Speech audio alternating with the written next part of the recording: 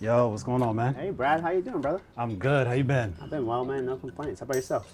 I'm great, man. In town for a little bit to kick it with my man, Ro James. Are you familiar with him? I heard his catalog of music, but him and I haven't officially met. All right. Well, to catch up a little bit, singer-songwriter, been in the game for a minute. He's actually gearing up to release an album in the coming weeks, months, maybe. So hopefully we'll link for a good chat and see what he's been up to. That's amazing, man. I'm looking forward to hear that.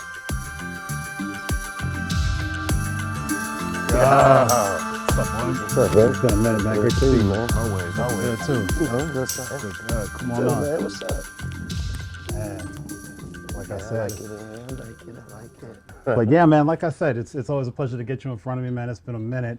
How you been? Man, living, growing up. Any good, I think, conversation, I guess, especially when it's been a while, it's worth just kind of starting from the top, man. Man, you know, wow. as far as hobbies and stuff like that, you know, I think my life has just changed quite a bit since I met you a minute ago. Wife, kidded up in LA and all that other stuff. For sure.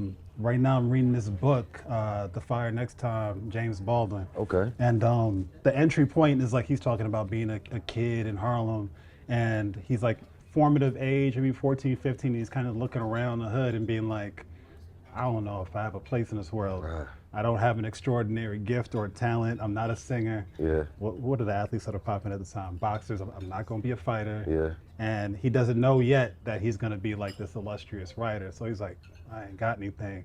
And that's a plight that I think a lot of people still deal with, in a sense of like, man, I don't think I have this awesome thing, Yeah. but I got to find a way. Yeah. You, on the other hand, are one of the few that was blessed with a gift Okay. that's kind of clear. Yeah. So my question for you isn't necessarily when did you know you could sing, but when did you know that this could be like a living thing that you can really do and be prosperous with for years to come? Oh, man. I think I've had a number of realizations with that.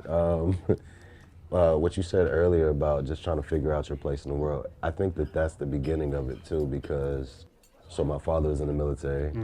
So I had to move to different places like every 2-3 years. So my battle at my mom's plight was be yourself. You individual, you can have anything you want. You don't need nothing. You got clothes. My mom was into clothes and went shopping every day. Okay. So she was the one that put me on to like style and individuality, make sure you do your own thing. If you like it, that type. Yeah. But then at the same time, when you go to new cities and new places, everybody's kind of like clicked up. Yeah. You know what I mean? So Yeah. it's like you really have to exercise individuality. You really have to exercise confidence and knowledge of self. So a big part of that was figuring out, where do I fit? Like, I'm not like y'all. I don't dress like y'all. Y'all don't get me. Uh-huh. I don't necessarily speak like y'all. Y'all know each other, but I'm me. So it always would draw a certain group of people who were also trying to find their them. Yeah, for You know sure. what I mean? So we became a clique. So I feel like I always knew from early that I was a leader. And did you kind of, were you the dude in school who was like quietly like humming on his way to the chalkboard or in the locker on his way to school? Like how was like the superpower revealed, so to speak? Never, bro. I was so shy about it. I like tried to hide it for a moment. So my dad sings, and my dad's whole side of the family sings. So they would always call me out because once my dad learned that I had a little hum in me. He was like, "Oh, we gonna cultivate that." So he would put me on the spot, and in putting me on the spot, it would make me draw away. But on my own, I would go and try to get better. Like, nah, next time you call me out, I'm gonna hit you with it. You know? Okay. So, but in my family, so my dad sings, like I said, and then I have an aunt, Rosie Gaines, who sung with Prince. She sings as well. So I had the opportunity to see it as like just talent, and I had the opportunity to see it as talent exercise, what it takes. And your dad was in the church too, right? Yeah, my dad's a pastor. Okay, so cool. But you were never that kid that was running was solos not during Sunday. trying to sing in church. Okay, You know, they would do like youth choirs and stuff, and I would go to be like with my homies, but I would just also be too cool to sing. You know what I mean? Yeah, so yeah. that was me at the time. It's funny in comparison now, because I mean, granted, your music has a lot of spirit in it. Yeah, for but sure.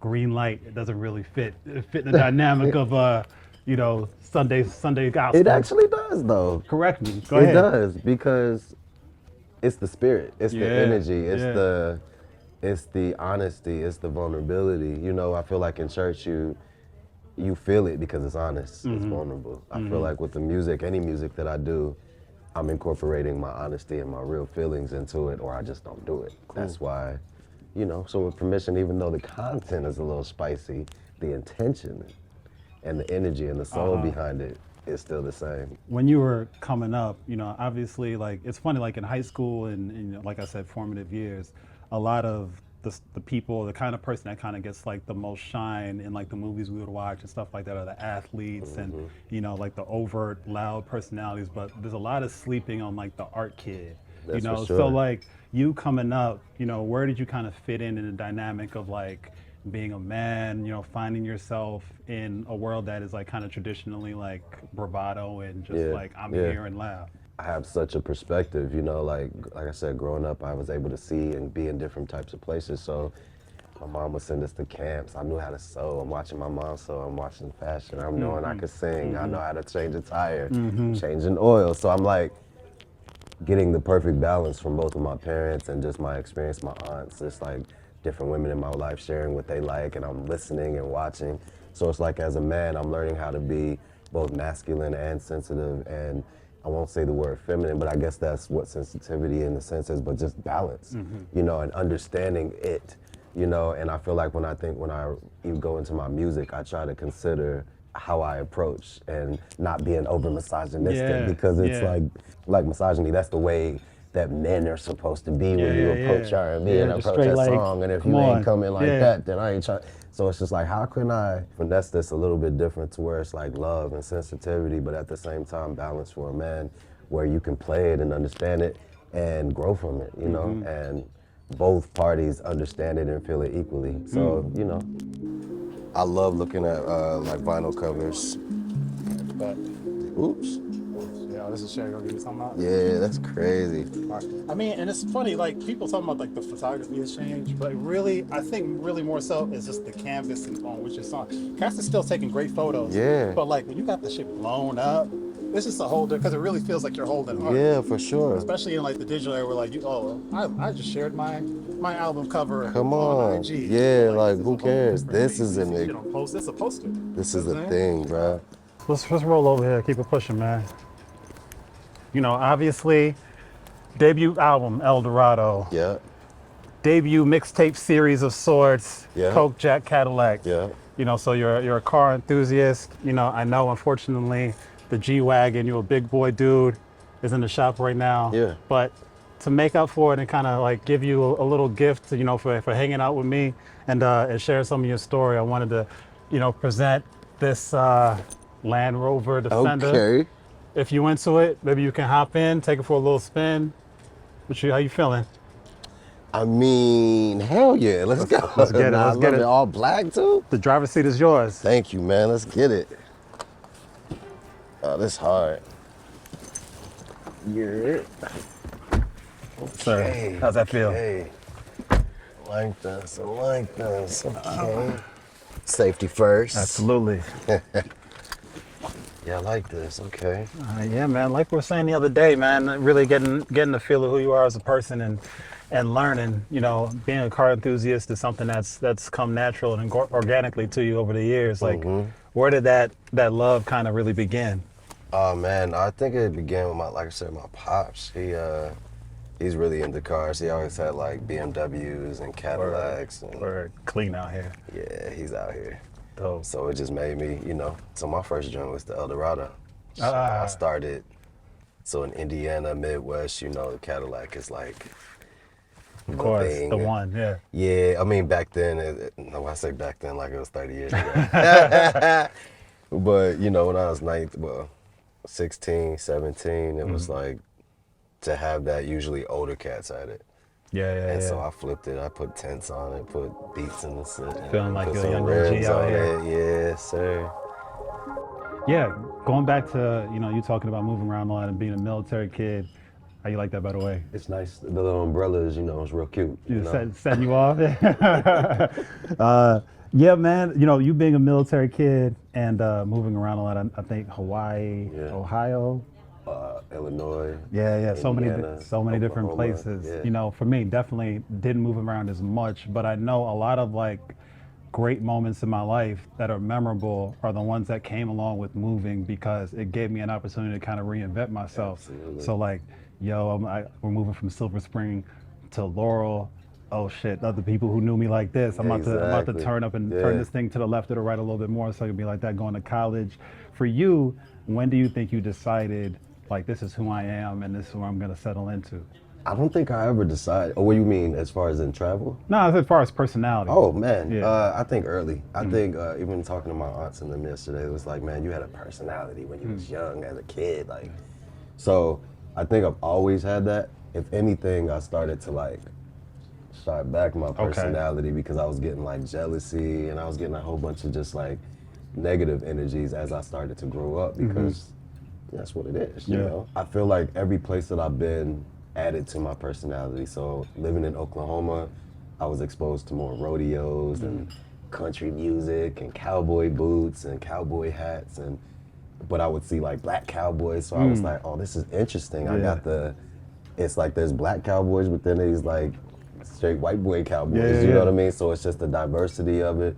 Going to live in Hawaii where I got to be a part of like luau's and learning how to like make jewelry and stuff off the land out of plants. And that's a lot of what the lays and what they do. But also learning how cliquey even Hawaii is because it's an island. So it's like we're mainlanders coming onto your island, going to your schools. It's kind of interesting, you know what I mean? Yeah. So even in that, having to get into fights, so having to learn how to defend yourself. Okay. And, like, because people are upset. So it's just like all these different things, you know. Kind of like groom the person groom me you for turn sure. into. And then at the same time, the balance of having New York. So, you know, at a young age, I fell in love with New York. So I feel like New York was always the balance. No matter if I'm living somewhere country, I still am coming back to the city in the summer. Yeah. And I'm gonna get this edge real quick and I'm gonna go Alright, back. and then bring it back. You know what I mean? Or get inspired because New York is just, as a kid, it gotta was take so that much, concrete back bro. with Like, you. Yeah. With the moving around as well, it kind of gives you an opportunity to kind of step back, like you said. And I think even knowing you now, you're kind of like a pro fall back and read people type person. You know? professional. Yeah, exactly. I'm a So, professional. and especially in the business that we're in, it kind of necessitates like you got to protect yourself at all costs. So, like, you know, what's that been like? How do you think that trait has really helped you, especially as you've grown up, just being able to peep game and see what people are about? Like I said, I've always been like a leader, so I've always been trying to do my own thing. Even when I was, how long ago was this now? 2015, when I was like forming the Jackets, trying to put all my friends together, create a clique, like create a movement, a conglomerate. So it was always that, but as I evolved and as everybody grew and started to do their own things, I'm still on my island by myself. Okay. Even though my homies is here, I'm still doing me. So it feels like where we are right now is very cloudy. Like it's based on who you hanging out with, and your music is going based on who you put as a feature, and da da da da da. And for me, it's like I'm not gonna force myself to be a friend with you, just so I can get The shine. Yeah, closer because to the I feel heat. like it's. Because it's a hot business. It's like you're standing close to the sun is what you want to do. I want a genuine friendship. I want Yeah. a genuine person to genuinely want to be on my music or genuinely collaborate, genuinely like what I'm doing, genuinely understand me as a person. Like I want that in real life, but I do understand it because I am friends with everybody at the same time, but I also have the opportunity to be on the flip side of it and hear the conversations of, yo, I know this person is not really fucking with me like that, and they just trying to be cool because they want to feature, but I don't like them, I don't want to do the feature. I hate that. I hate that because I don't want nobody to fake anything with me. I'm a good person, so enjoy it. So it's interesting. It's an interesting And place. one of the things that I got to give you props on, and I feel like we talked about this a bit last time we were on the phone, is integrity and also consistency. Like you change and you evolve as a person, but ideally the essence remains the same. So like thinking back 10, 13 years ago when I met you, you know, you're in the mix. It's New York City. You're going to events, you're going to parties and clubs and all this other stuff. Fast forward, like I said, 10, 13 years later, I can get you on the phone. I can, you know, if we're linking, we're really linking. Yeah. You responding to everything. And that's like such a unique trait. Unfortunately, in our line of work and then just in life as you grow up, it's just like, yo, why is it so difficult for people to like be true? Authentic, yeah. So love for that, because Appreciate it, man. good God, it's a funny game out It's here. a funny and I see you game. posted about it often. I'm like, yo, this guy is like seeing this on the daily. It's a funny game, man, but it's, you know, it's like just that, a game. You're figuring it out, you're maneuvering, you know, it's highs and lows. The person that might be up today is down tomorrow and you up, so it's like, just remain. Man, honestly, I'm almost kind of scared to ask you this question, but Oh, man. what are some of your most memorable experiences in a car? In a car? Man, I've lived lives in a car. Okay. I feel like I got a lot of those because I spend a lot of times in my car. Great road trips I've taken, like memorable road trips. Okay. Like, you know, parking up in the city with friends and listening to each other's music in the system, you know, to see how it sounds in the car test. That's the ultimate test. Yeah. I mean, you know, a lot of memories. Even first time I got my G-Wagon when I was excited, like. Was it kind of like an achievement of yours? Obviously, you gained a little Yeah. bit of notoriety. You can maybe afford things that you couldn't before. What was that feeling like of being able to like get the car, right? I was right in between trying to decide what I wanted, but that car that I got, the G-Wagon that I got, is the two-door G-Wagon. Okay. So, but yeah, I love the two-door. So I found it. I was just about to go buy this 7 Series. Actually, it was a 6, my bad. And I looked one more time, and I found it online in Chicago. And I was like, oh shit, bro. I booked a flight like right then and flew to go see it because I knew I wanted it. And the price was going crazy for the one that I wanted. And when I got there, it was a stick, and I didn't know how to drive a stick. Oh man. Bro. Oh man. See, So that's then where I slip up on the car enthusiast, is that I don't know how to You don't drive do a stick. stick. Yeah. But I think that's one of my things. I think I'm gonna film like a content series and be learning how to drive. Okay. You know, I think that we need that. Coke, Jack, Cadillacs. This, if correct me if I'm wrong, it's 2023, so it's the 10-year anniversary of the it's about to be series. 24, yeah. So, man, just being able to revisit something, you know, that was so pivotal in your start.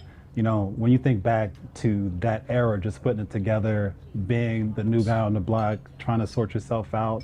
This is the MySpace era. Yeah, this is for sure. early social. This is pre even like the Twitters, or probably like Twitter and Instagram are just starting to catch on. Yeah. What was that like for you in that window, trying to sort yourself out, make things on your own? I was still the underdog, but I still had all the ideas. I knew everybody. I was the connect. Like I said, I was even hosting parties, you know what I mean? So it was like everybody thought I was more the party guy.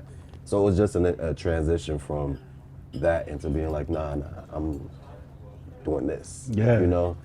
Like you said, this is the 10-year anniversary. So it's just been an interesting process for 10 years of how to roll that out. Even with marketing early, I wanted to figure out how to do that different, how to stand apart, how to be doing my own. Even today, I have on a cowboy hat. Yeah. You know what I mean? And to be honest, I even stopped doing this. I stopped wearing a cowboy hat because Why? I felt like I started to see too many artists doing it. And it became the artist standard. A cowboy hat, skinny jeans, a boot, a biker jacket. You were an artist. You know what I mean? And I'll cut you off there because I think we'll find out. We'll find out together if you're too nice to say it yourself. But I'm gonna do it for you.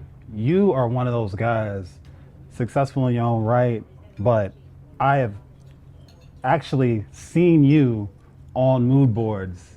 I've seen like we kind of like Ro. You know, so what is it like to, whether it's on social media, whether it's, you know, seeing, you know, or hearing somebody's project, and be like, kind of sounds like me, kind of looks like me, but I'm not exactly sure. Should I address it? Like, what's going on in your mind? Man, Has that happened, by the way? I'm saying I've seen it, but have you seen yourself and other people in the biter fashion? I be burning up inside. I be burning up. Yeah. But so I'm listening to the people around me, like things that I'm doing organically. Like I remember I used to grow the top of my hair at first, and then I started seeing people do it, and I used to blow dry it out, so it had like this like Frankie Lyman pompadour type shit. And then I decided that I wanted to start braiding it, so I started braiding it in 4 I remember. and let it hang. And then I remember this PR that I was working with at the label was like, man, you gotta stop wearing your hair like that because it looks hood and that's not what we going for. We going for the you need more like a clean look, you gotta cut it off, we need suits and blazers. And I'm like, what? Yeah. Bro, this is my interpretation of what I feel like my music sounds like and what I feel like, not what it should look like in order for these people to like me. You need to be figuring out how to do this. So then year pass and then you see other people doing it and you like, heartbroken. Absolutely, absolutely. And staying on Coke Jack and Cadillac a little bit more. Correct me if I'm wrong again. Coke representative of kind of like a dual definition in that, like Coke in the sense of the bottle, the classic, you know, something that everybody wants. Coke as far as the addictive nature, the fair sex tends to provide for us. Jack, you starring as this character Jack and seeing it all happen, and Cadillac being the journey of it all up to that point at least. So with that being said, I guess I just really want to kick into like what it's been since then. Obviously that series coming out kind of led to you becoming a signed artist, living this dreamy scenario. I imagine that you wanted to get to that point, as anybody who picks up a basketball eventually wants to hoop in the NBA. And you finally get to sign a Sony RCA. It's a dreamy thing. What is it like for you? You get permission, Heat Rock, a classic record at this point, so many years later. What is it like to be a hot rising artist with like the world at your fingertips and, you know, seemingly everything working and being realized? It's a lot of pressure, man. It's a lot of stress and it's exciting all at the same time because you don't want to mess up. You want to make all the right decisions. You want all the right people around you, and but you also have a lot of opinions coming at you, and you have to like take all these different perspectives, and it's also figuring out sometimes those things don't happen, and in the disappointment, figuring out how to keep going. You feel me? So Coke Jack and Cadillacs, when I first got signed, like you said, I just put out Pledge Allegiance, and it was starting to go. And draped up on the car. It was starting to go. And then they found me. You know, I had already been kind of in the labels because a lot of my friends are signed, so I would go and hang out with them, but not necessarily approaching for self. So when I started putting music out, they're like, "Oh, you sing?" Oh, nah, come in here. Let's have a conversation. Let's have a meeting. And I had a lot of those, you know. And I'm not gonna name drop all the labels, but it was a lot. And it was like, oh, this is okay. This is what we talking about, bidding war type thing. We build it up. And from Coke Jack and Cadillacs, you remember me putting it out, Pledge Allegiance, going out, shooting my own videos. That was the own bread. That was out of pocket. Everything was out of pocket. I had nobody but my managers. I get signed. We're supposed to put out Coke Jack and Cadillacs again, actually release it as major a proper thing with a single. And what happens is I'm recording and I'm recording and I'm recording because I don't know what type of single is a radio single. I'm just making music at this stuff point. That's true to you. What counts like as a radio single? What is it? What's the DVs? Like what's the what? Right. I didn't know at that time, so I'm frustrated. What are they looking for? And they come back and was like, yo, we was just waiting on y'all to tell us what we was doing. And I'm like, yo, at this point, it's almost like 9 months past me releasing the music, and the music that I ended up creating ended up being El Dorado. You feel me? So would you say you kind of held yourself, you held yourself back thinking that someone was gonna come and cherry pick the magic? And that's the thing I want to say, like, don't wait for nobody. Like, you have to know for yourself, and it's on you. It's on us. It's on me as an artist to go in and say, hey, this is what I want. This is it right here. What happened was, in that, permission came about, which gave me my first #1 on my first album, and I called my album El Dorado because it's the Coke Jack and Cadillac, which was the first car, so the first ride, first album should be, respectfully, El Dorado, the city of gold, like our dreams, this big dream that's so far in the distance that we're approaching, but we're on the road, period, you know, the journey. You played in the studio, you played in the crib, but there's no test like the car test. So when you're riding around, how crucial is it for you that, you know, like the sound system is everything it needs to be so that the sonics are hitting your ears in the right way? The most important, bruh. Like my car, definitely, I made sure that I spent time and money on the system. Like the car test is essential. I feel like I make a lot of music for the car. Dope. You know, for the driving experience, whether it may be on a date or a long road trip or a long Absolutely. drive or Set the a mood, all that. clear your head type of drive, Uh-huh. whatever it might be. So yeah, it's definitely important. Yeah, and we were rapping the other day again, like just talking about like being in different spaces. Obviously, it's all emotions when you're going through life. You know, having the opportunity to really like come in is just you. Sometimes maybe it's just even silence. Like how valuable is just having like this, you know, 4-door, 2-door, whatever the situation is, to just like zone out. Personal space, man. It's definitely important. I feel like I will pull up somewhere and probably sit in my car for an hour just listening to music, or you know, on the phone, or like I feel like it is a safe place. Like I said, I made sure my system is definitely equipped to be able to hear the Where it needs to be. yeah, you know what I mean, hear all the aspects of the song. But yeah, man. You know, so yeah, you dropped El Dorado, and like I said, it's a very special thing to be rising talent. You know, to even have the blessing of that pressure to be like, man, I do have a record deal now. Now it's time to really go get it. Yeah. You know, so you dropped the album. The next album takes, from a fan perspective, I'll say, a little bit of time to come out. Finally, it comes out. Super thankful as a fan again, but it comes out while the world is kind of crashing. Man. You know, you dropped the sophomore album, Mantic. Yeah. I want to say like spring 2020. Yeah. And it's like you can't be outside shooting your videos and all these things. So like, what was that like for you to finally get a new body of work out, but also be like hampered by this thing that was like literally like damaging everybody on earth and their, you know, what they knew to be normal life?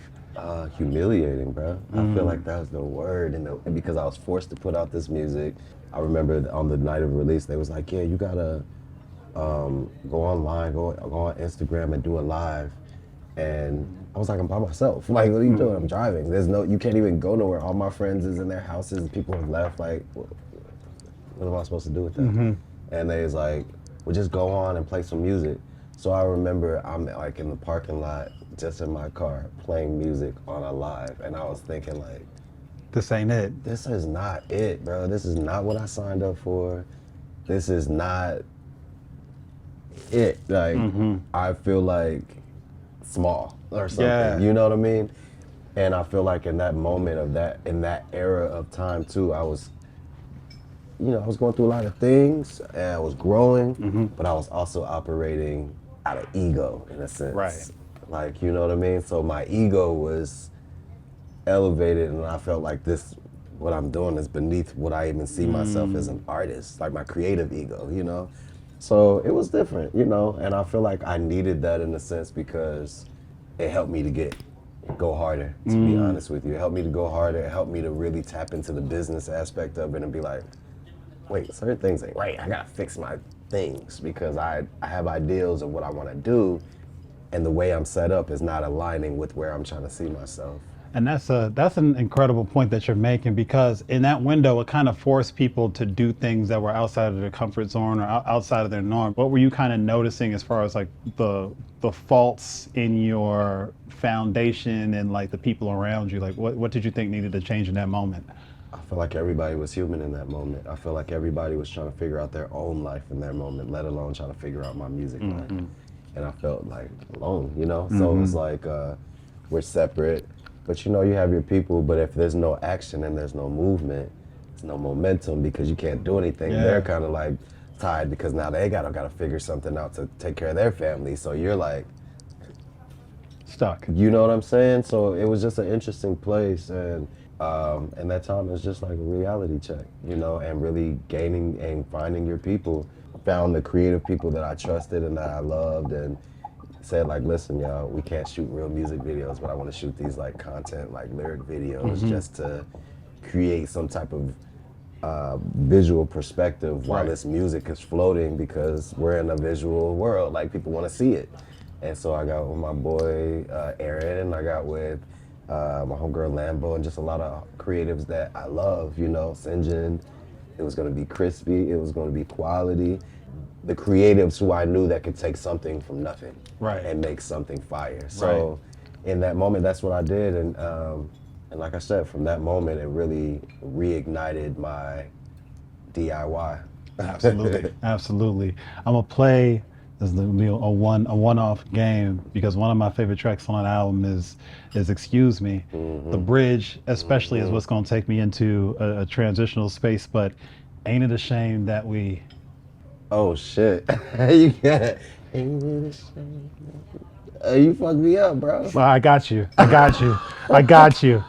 Ain't it a shame that we started in peace and we ended in flames? You ain't shit, bro. I had so many lyrics in my brain. I was like, wait, which one is That's it? the Okay, fun of go it. ahead, go ahead. Ain't Yeah. it a shame that we started in peace and we ended in flames? Now, clearly in the dynamic of that song, you're talking about a relationship. Yeah. But, you know, going back to what I was saying in regards to you, at one point you're a new artist, you sign, and you have all these big dreams, and it's, you know, everything is kind of realized. You sign on the dotted line, people are giving you money, and you're performing, you're making your videos, but you learn what the music business and the business of music really is, and eventually, and I observed it from a fan perspective, as a follower of yours, and as a friend, you know, the frustration and that turning point of like, I love making music, but this other stuff really ain't it. Yeah. You know, so what was that like for you as you kind of realized like some of the harsh realities of the music business and how you were being positioned and treated, and like stifling of, you know, your artistic integrity and just being able to like put things out that you ideally would have wanted to? I mean, I fell into a depression, to be honest with you. A real bad. I'd never really been like that because I started to question me. So it was like, am I making great songs? Am I doing the right thing? Am I talking about the right things? Am I not doing? I'm glad that I have like the parents that I do, and I'm glad I have the family that I do, because it made me actually tap into my source, which is God, and tap back into family. And so just being around family just reminded me of exactly who I am and what I'm doing, and then the friends that I have too. But I'll say that, yeah, it was depressing. And It was the lowest point, you know? And like going back, because you and I had a unique moment where I want to say like closer to the top of this year, maybe around March or so, you know, again, so many dynamics as far as our relationship is concerned, fan, follower. Sometimes I don't talk to you for a bit and I see a story, IG story or a tweet or something like that. So on this day, I'll be speaking through my stories, you know what I'm absolutely. saying? You be getting the messages bars off and relaying them. So I was sitting on the couch and doing whatever I was doing, and up I see Ro is, you know, the first one was essentially you saying frustrated as fuck. The follow-up one is, man, like, do you guys ever feel like, not necessarily like you want to die, but you just don't want to be here? Right. Now, before you address that, my perspective is, like I said, I'm sitting on the couch, I'm like, this is the homie, but then I had the moment of reality before I hop on the phone. I'm like, yo, but he's not my manny man like that. Manny mans. So now I'm like, do I call him? Yeah. So I sat on it. Probably you posted it in the morning. We get to the afternoon and I still have this like yuck feeling in my chest, like, fuck, I gotta at least like let him know something. And so I sent you a text like, yo, not feeling this shit. What's good? If you need an ear, whatever the case may be. You know, I know you got, I was like, yo, let me come humble too, because I didn't know how you were gonna take it. But I was like, yeah, I know you got better friends than me, but let me know I'm here for you.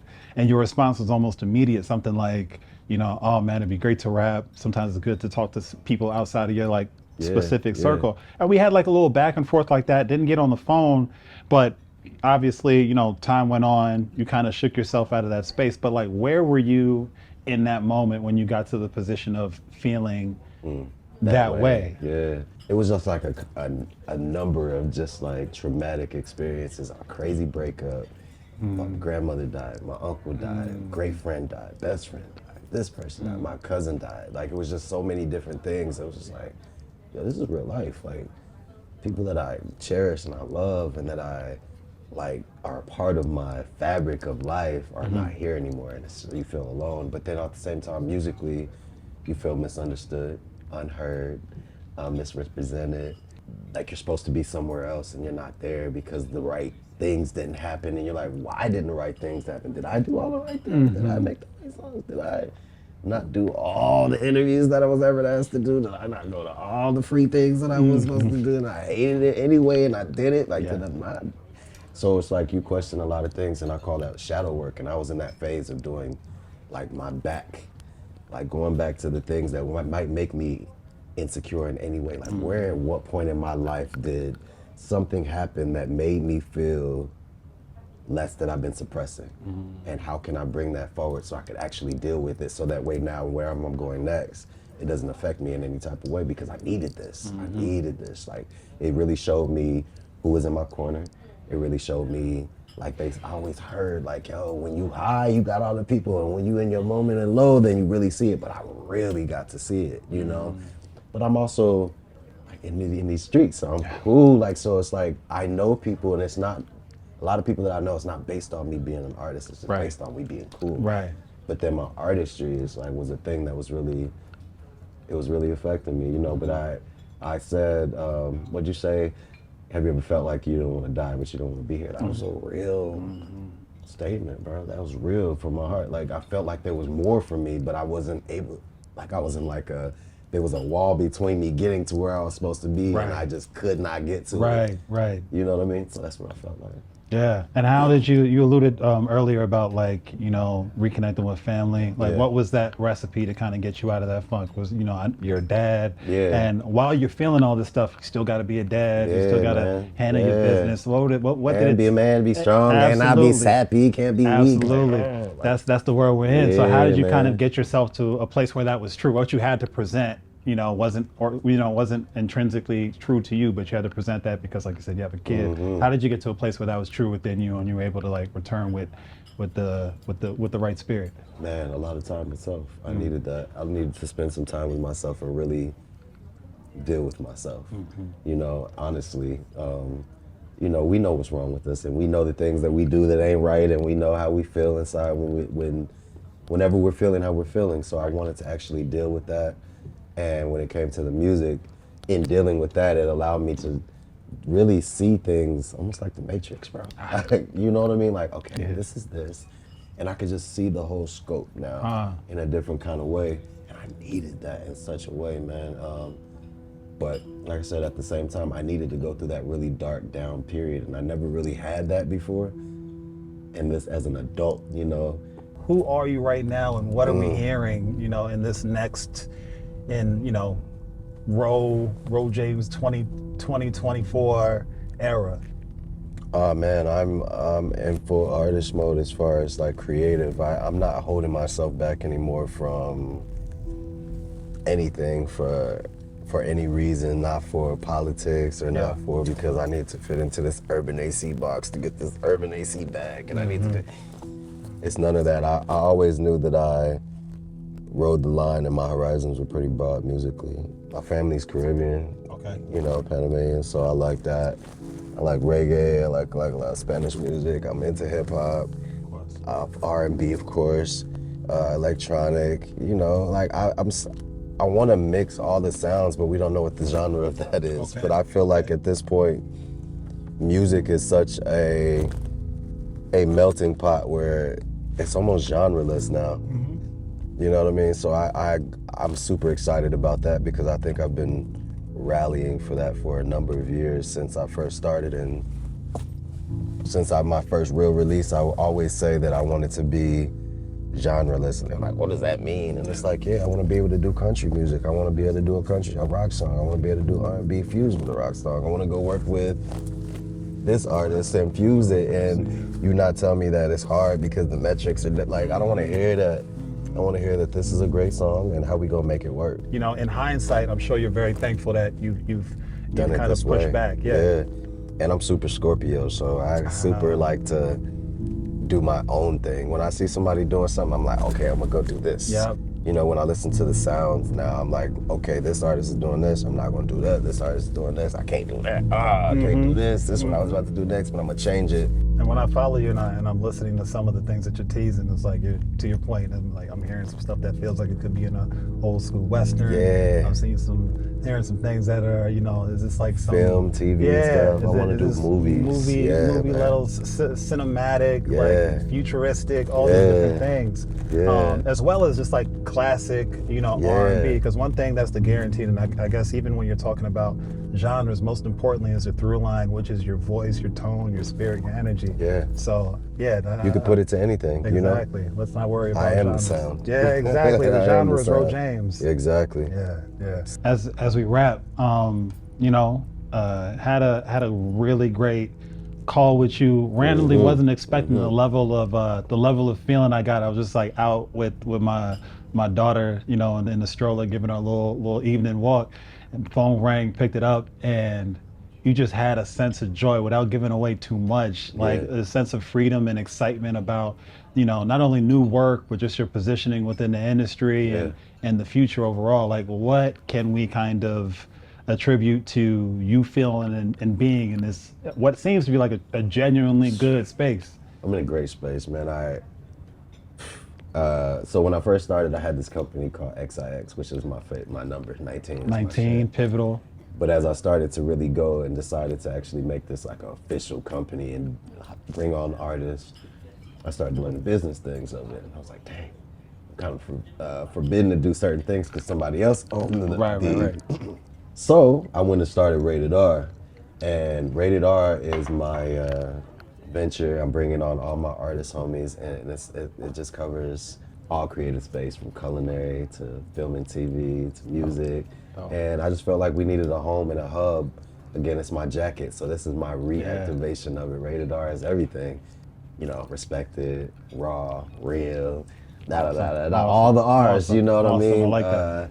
So I'm very excited about that because it just I have 4 projects that are just like chilling and waiting to be released. Yeah. I have a little cooking show that I've been making with all my homies, and we doing like a dinner series. I've seen some stuff with and that was just the BTS little drops, Stacey Barth, So I had all the artists come through. So that's the type of things that I'm trying to do. I'm just trying to create platforms for other people because I actually like that.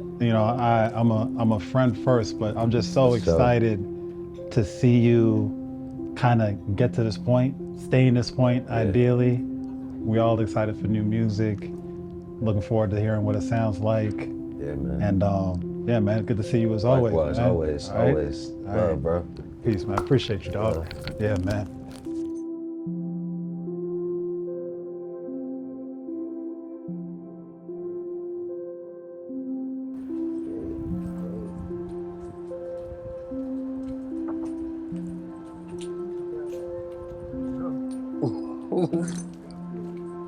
Where'd he go? Brad. He's not even over there. No, sorry. We gotta do it again. I was like, all right. He said no. I heard my name. I was like, action. I'll tell you when. All right.